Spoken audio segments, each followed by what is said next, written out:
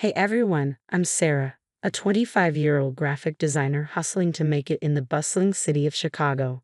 My apartment may be small, but it's mine, and I've been saving up for something big, a top-tier laptop that'll take my freelance work to the next level. Now, about my family. Well, it's complicated, especially with my older sister Emma. She's been a thorn in my side since we were kids, always trying to outshine me, always envious. I remember once when I won a school art contest. Instead of congratulating me, Emma just rolled her eyes and said, "Big deal, anyone can scribble on paper." That's what I had to deal with growing up. My mom, completely oblivious, would say, "Hey Sarah, why don't you show Emma your drawing?" Emma would sneer, "Yeah, let's see what the little artist can do." And don't even get me started on my parents, Tom and Linda.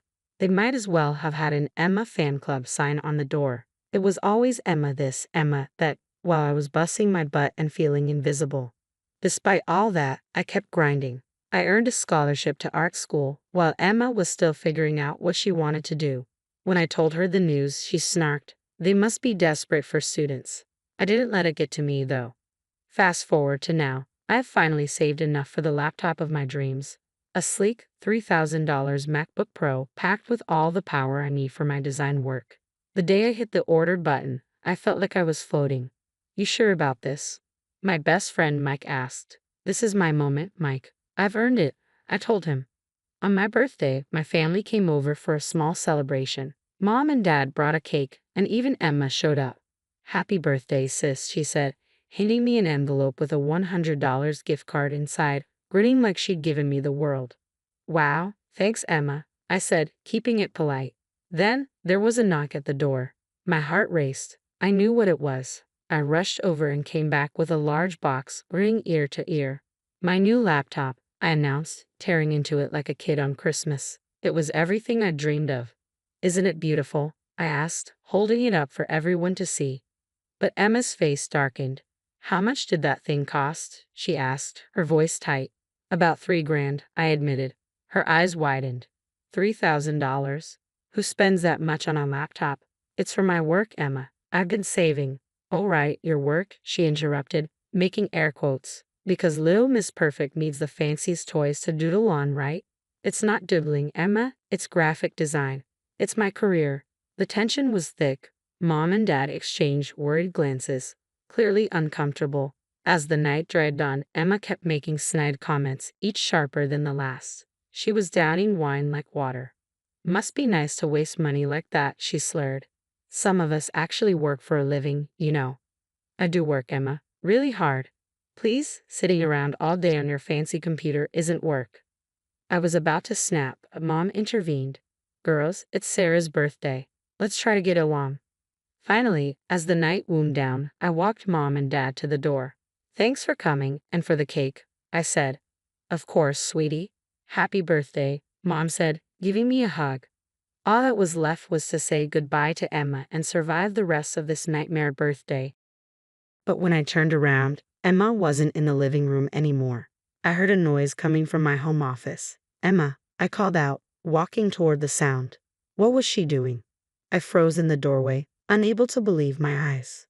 There was Emma, stumbling drunk, my toolbox open at her feet and a hammer in her hand. On my desk sat my brand new laptop, or what was left of it. "Emma, what are you doing?" I screamed. She turned to me, her eyes wild and unfocused. "Fed up," she muttered, raising the hammer one last time. With a sickening crunch, she brought it down on the remains of my laptop. "Now we're even," she shrieked, dropping the hammer with a thud. I stood there, paralyzed, staring at the wreckage of my dreams scattered across the desk. This wasn't just a laptop. It was years of hard work, savings, and hope, gone in an instant of drunken jealousy. As the reality sank in, a surge of emotions hit me all at once: rage, heartbreak, and a determination that this would be the last time Emma ever hurt me. My hands shook as I dialed 911, my voice trembling as I tried to explain what happened. But by the time I got through to someone, Emma had already stumbled out of my apartment. The cops listened, but without her there, it felt pointless. "We'll file a report, ma'am." But without the suspect present, I knew what that meant. Fat chance of anything coming from this. But I wasn't going to give up that easily. Next, I called my parents, hoping they'd back me up. Mom, Dad, you need to tell the police what Emma did. You were here, you saw how she was acting. There was a long, heavy silence on the other end of the line. Finally, Dad spoke up.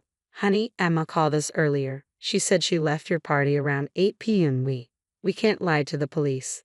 My blood ran cold. What? No, that's not true. She was here.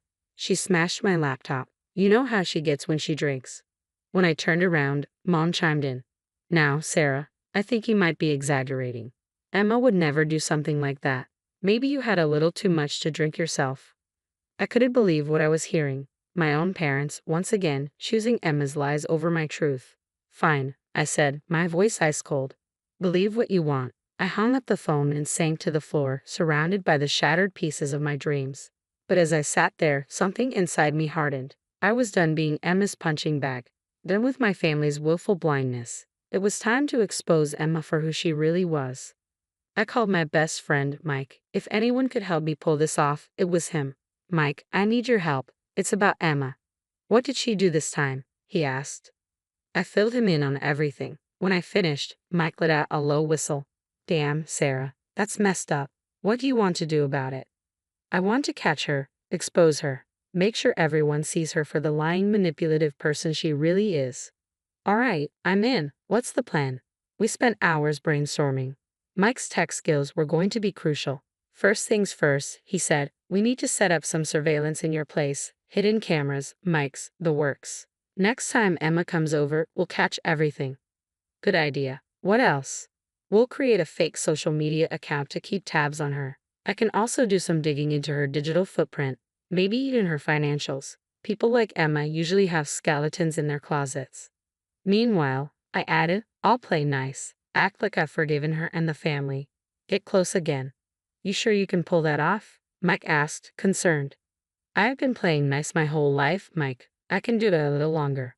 Over the next few weeks, we put our plan into action. Mike helped me install tiny cameras and mics around my apartment, hidden in picture frames and potted plants. We created a fake Instagram account, Chicago Party Girl, and got Emma to accept the friend request. I reached out to her, playing the forgiving sister. Hey, Em, I've been thinking. I'm sorry about how things went down on my birthday. Can we talk? Her response was quick. Sure, sis. I'm glad you've come to your senses. How about dinner next week? I had to stop myself from throwing my phone. Instead, I typed back, sounds great, can't wait.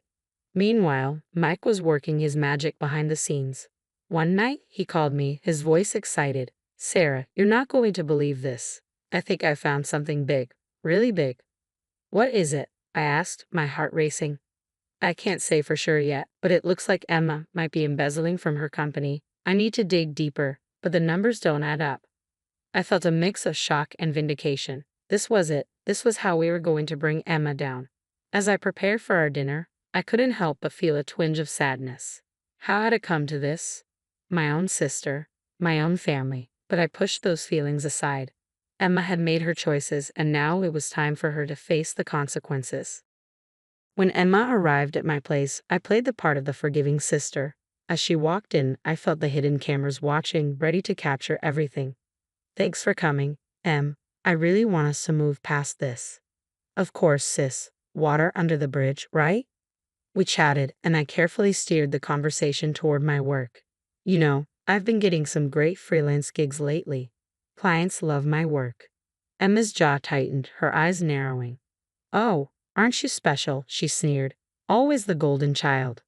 I pushed harder. Remember my birthday? That laptop was going to take my career to the next level. Emma snapped. You and your stupid laptop. You think you're so much better than me, don't you? Well, I showed you. I smashed that thing to pieces and I'd do it again. Bingo. I had her confession on camera.